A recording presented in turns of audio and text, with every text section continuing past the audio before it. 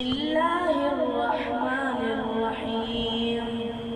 تبارك الذي بيده الملك وهو على كل شيء قدير.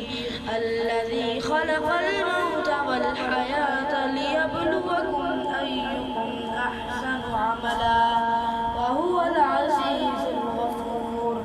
الذي خلق 7 سماوات طباقا ما ترى في خلق الرحمن من تفاوت فارجع البصر هل ترى من فطور ثم ارجع البصر كرتين ينقلب إليك البصر خاسئا وهو حسير.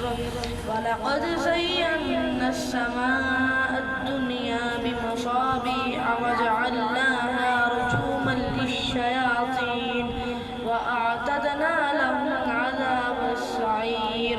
وللذين كفروا بربهم عذاب جهنم وبئس المصير.